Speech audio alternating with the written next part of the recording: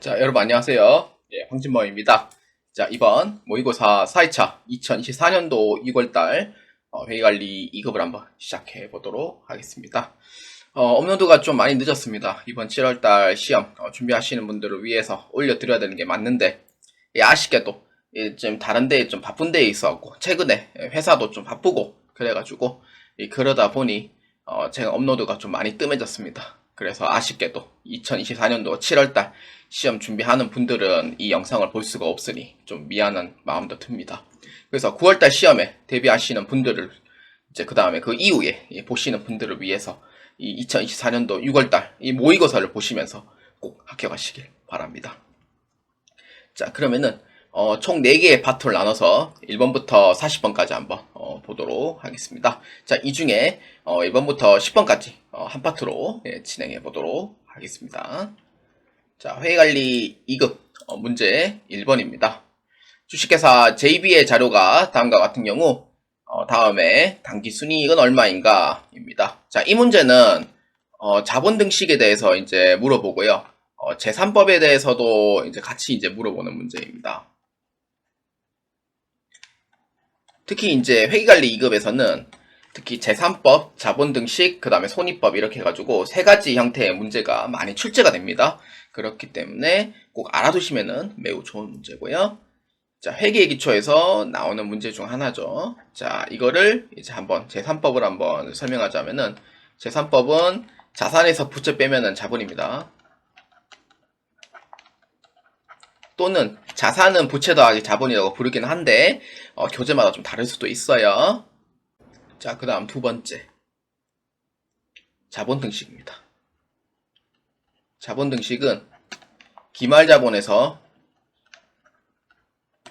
기초자본을 빼면은 당기순, 손실 또는 이익이 나오게 됩니다. 이렇게 돼요. 자, 그러면은 뭐부터 할 거냐? 제3법을 먼저 하고 그 다음에 자본 등식을 하시면은 이 당기순이익이 얼마인지 정확하게 알 수가 있을 겁니다. 그래서 기초는 기초 따로, 기말은 기말 따로 이렇게 해주시면 돼요. 그래서 첫 번째 기초자산에서 기초부채를 빼면 돼요. 자, 기초자산은 얼마냐면은 450만원, 그 다음에 기초부채는 340만원입니다. 자, 그러면은 기초자산의 450만원에서 기초부채 340만원만큼 빼면 돼요. 그래서 얼마냐면은 기초자본은 110만원입니다. 이렇게 되고요. 그 다음에 두 번째는 기말자산에서 기말부채를 빼줍니다.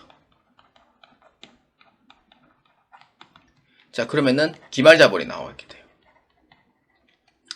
자, 그러면은 기말자산은 얼마냐면은 900만원, 그 다음 기말부채는 520만원입니다. 그럼 얼마냐면은 380만원이 돼요. 이렇게 됩니다. 그러면은 이제 제3법은 이렇게 해서 기말 자본은 380만원, 기초 자본은 110만원이구나 라고 이렇게 이제 나오는 거죠. 그 다음 세 번째 자본 등식, 기말 자본에서 기초 자본을 빼면은 당기순 손익이 나오는데 이때 당기순이익이 나올 거예요. 왜냐? 기말 자본이 더 많기 때문에. 그래서 우리가 아까 이제 찾았던 기말 자본 380만원에서 기초 자본 110만원만큼 빼면 됩니다. 그러면 얼마냐면은 당기순이익은 270만원이더라 라고 보아주시면 돼요. 자, 그러면은 이때 당기순이익은 얼마예요? 그렇죠. 정답은 1번 270만원이다 라고 보아주시면 되겠습니다. 자, 회의관리 2급 문제 2번입니다. 다음 계정 과목의 종류에 대하여 올바른 것은 입니다. 즉시 현금화 가능한 자산이다. 유동자산이며 당좌자산에 해당한다. 지폐, 주화 및 통화 대용증권에도 사용하는 계정 과목이다. 자, 일단은 즉시 현금화 가능한 자산은 범위가 3개월 이내에 현금화 가능한 자산이고, 유동자산이며 당좌자산이라고 하면은 현금화 가능한 자산이 이제 계정 과목이 3개로 이제 축소가 돼요. 그래서 어떤 거냐면은 현금, 당좌예금, 보통예금, 즉 현금 및 현금성 자산을 의미를 하죠. 자, 근데 마지막 게 이제 어느 계정 과목인지 딱 특정하게 딱 3개 중에 하나를 딱 정해놓고 있습니다. 자, 한번 봅시다.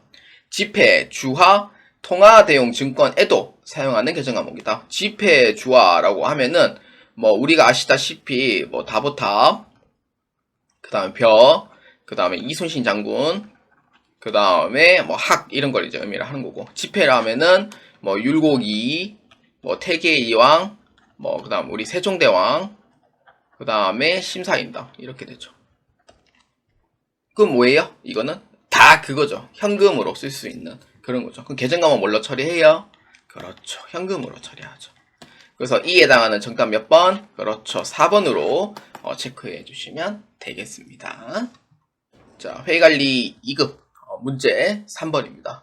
다음에 회계의 순환 과정에 대한 순서로 옳은 것은입니다.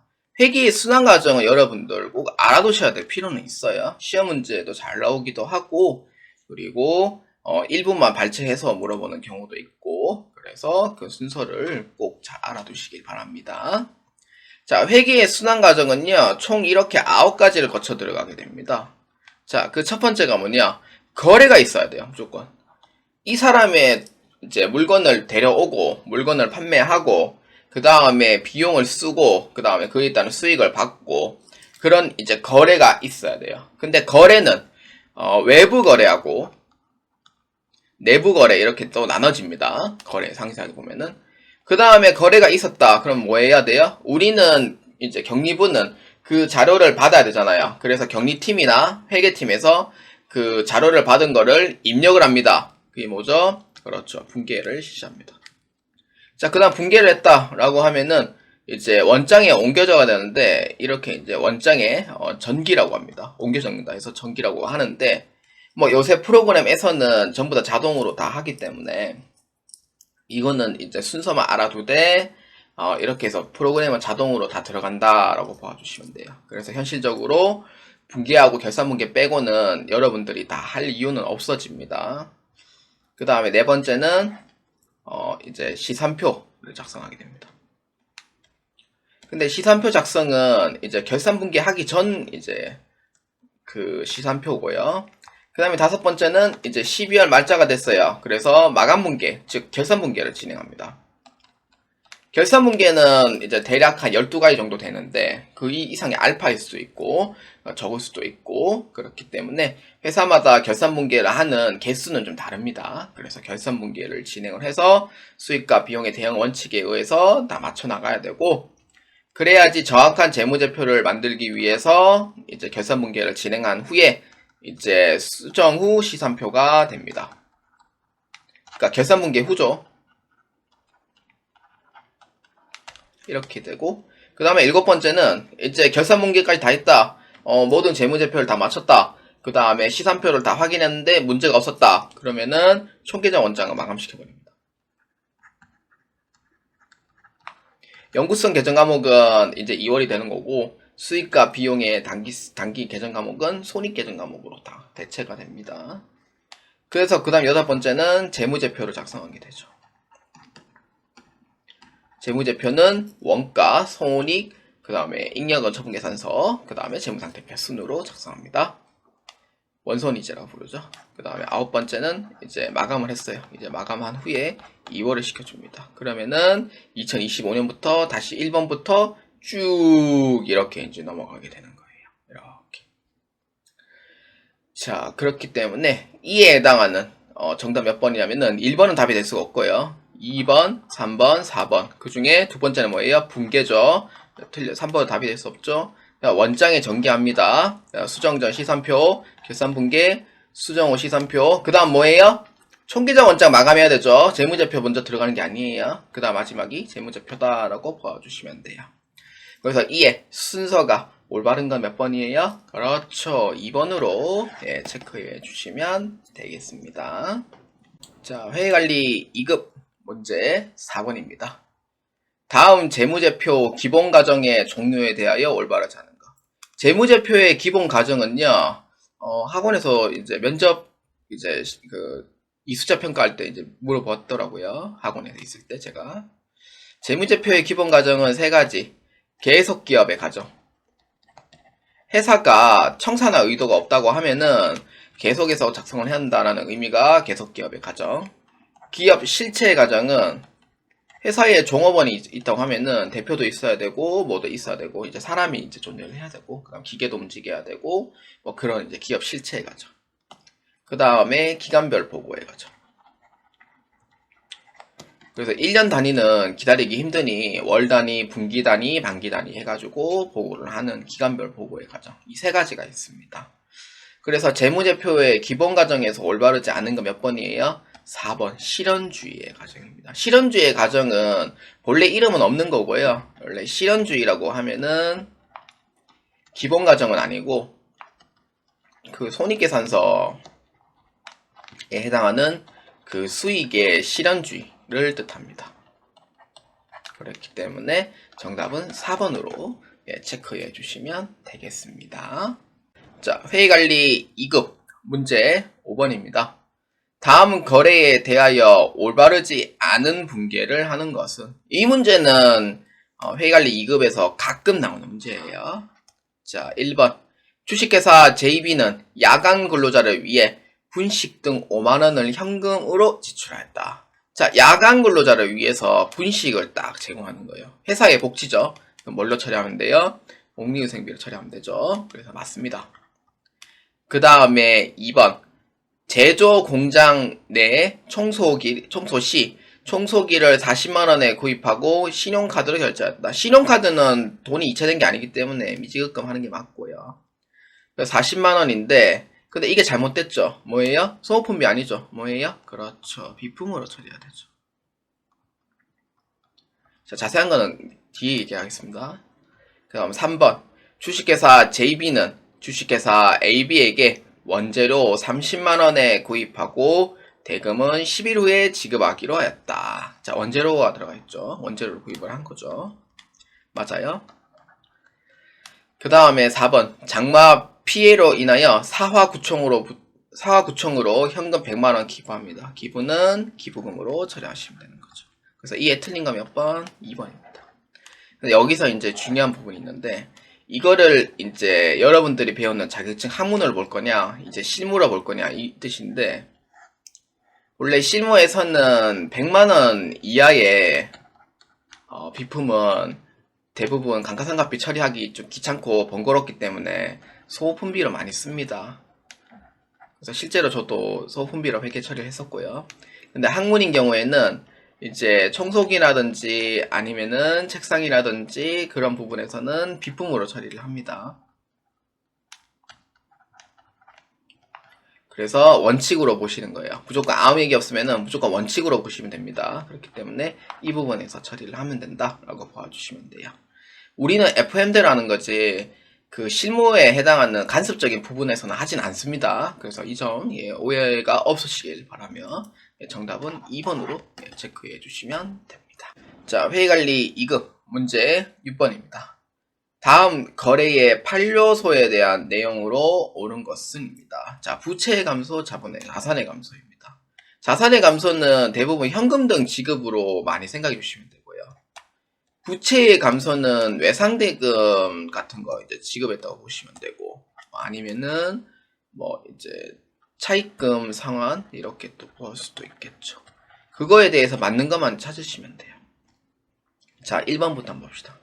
상품 20만원에 구입하고 대금 현금으로 지급하였다. 물론 현금으로 지급한 거는 자산의 감소가 맞지만 상품은 자산의 증가를 일으키죠. 그래서 6번에 1번에 해당하는 부분은 아니다 라고 봐주시면 돼요. 자, 그 다음에 2번입니다. 자금 대출을 받기 위해 국민은행으로부터 10만원을 현금으로 차입하였다. 그렇죠. 현금 돈 들어왔어요. 자, 이거는 돈이 들어왔죠. 그럼 뭐예요? 자산의 증가가 되죠. 틀렸죠. 그 대변에는 부채 증가입니다.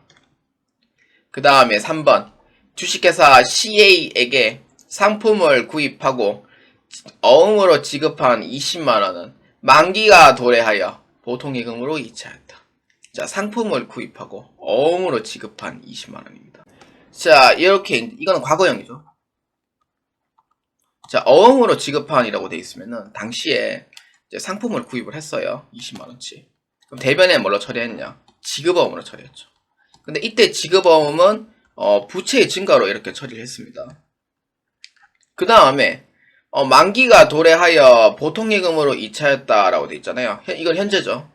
자, 과거에는 어음을 줬어요. 만기가 됐네. 그래서 어음을 이제 상환시켜야 되는 거죠. 그래서 대변에 있던 지급어음은 차변으로 없어집니다. 그래서 얼마냐면은 20만원. 대변에는 뭘로 처리하면 돼요? 그렇죠. 보통예금으로 처리하시면 돼요. 20만원. 그럼 거래의 판료서가 뭐예요? 부채의 감소, 그 다음에 자산의 감소, 이렇게 보시면 돼요.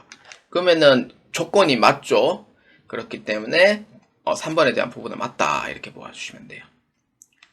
자, 그 다음에 4번입니다. 매출 증대를 위하여 세화 상사에게 맛있구나 식당에서 갈비 20만원을 대접하고 신용카드 결제합니다. 이거는 이제 기업 업무 추진비로 처리하죠. 기업 업무 추진비는 비용입니다. 그래서 부채 감소가 일으키진 않죠. 대변에는 신용카드니까 그 돈이 직접 나간 건 아니에요. 지금은. 그래서 미지급금으로 처리합니다. 이렇게 이제 비용으로 처리한다라고 봐주시면 돼요. 자, 그렇기 때문에 이에 해당하는 거래 판료소로 맞는 거 몇 번이에요? 그렇죠. 3번으로 체크해 주시면 되겠습니다. 자, 회의관리 2급 문제 7번입니다. 다음 자료를 보고 통화 및 통화 대용 증권으로 분류되는 것이 옳은 것은 몇 개인가입니다. 통화 및 통화 대용 증권은요, 가장 대표적인 세 가지를 잘 기억해 주시면 돼요.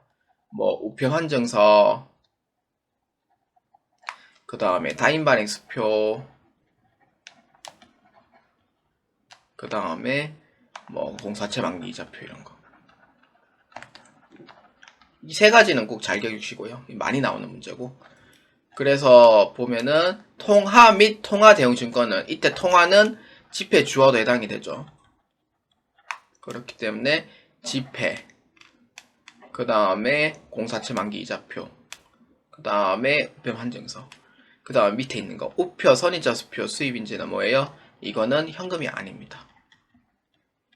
우표는 이건 현금 아니에요. 그러니까 현금의 가치를 하지 않고 이거는 그냥 그 우표는 보내는 거기 때문에 그냥 통신비 처리하고요.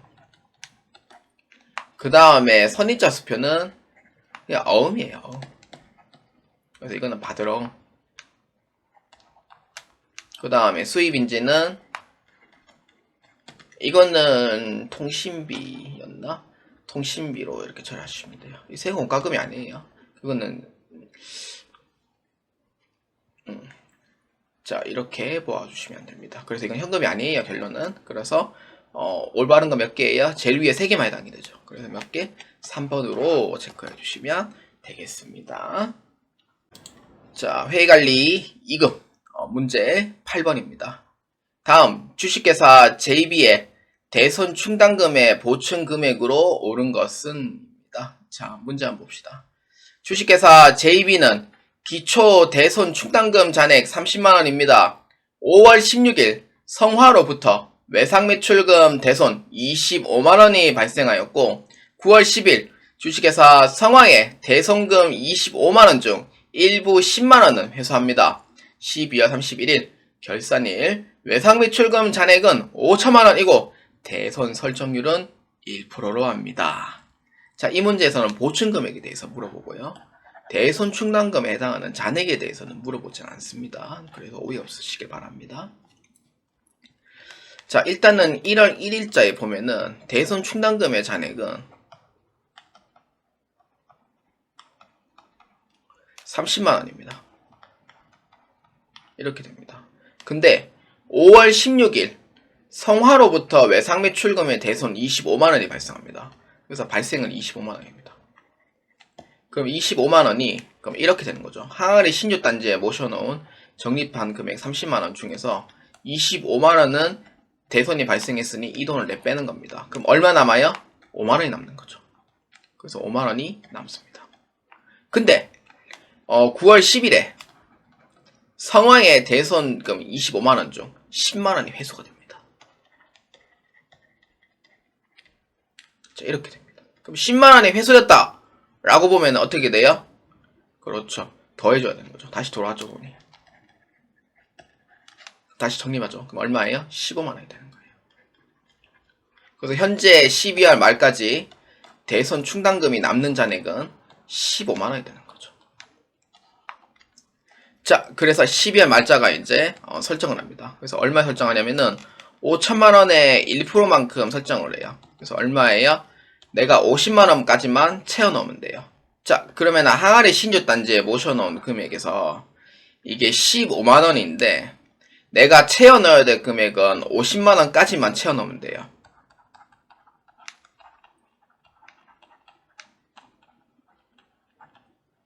(50만 원까지만) 넣으면 돼요.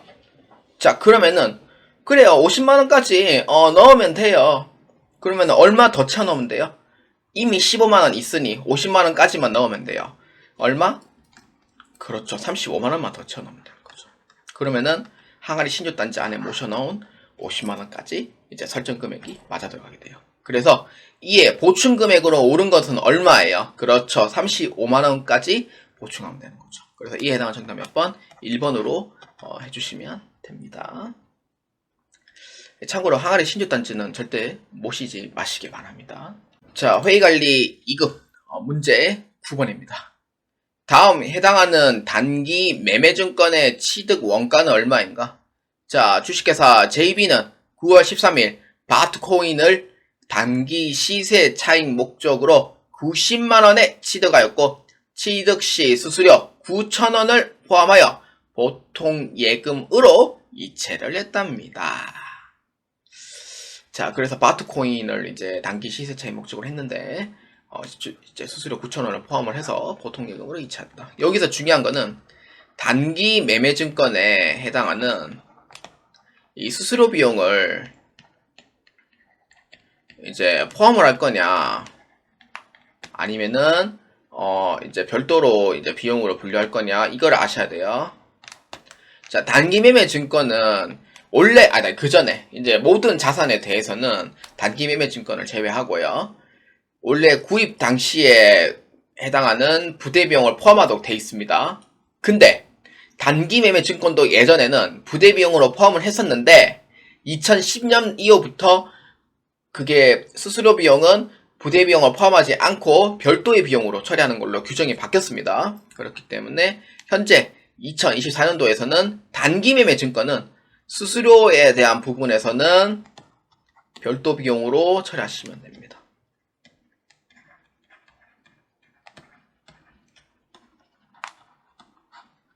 그래서 취득 원가는 얼마예요? 90만 9천원이에요? 90만원이에요? 그렇죠. 90만원으로 처리하시면 돼요.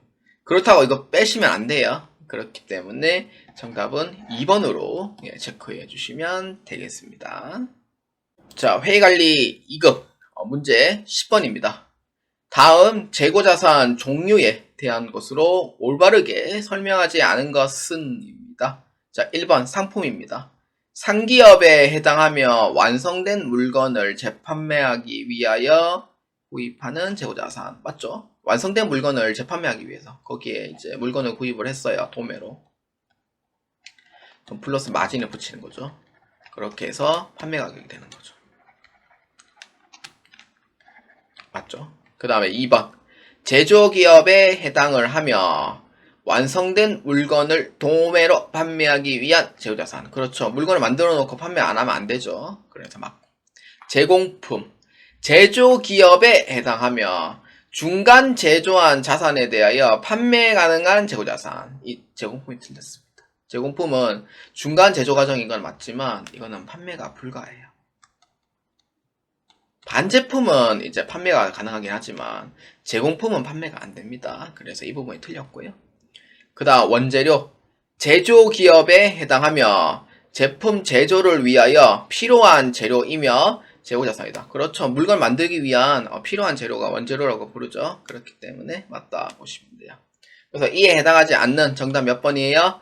그렇죠. 3번으로 체크해 주시면 되겠습니다.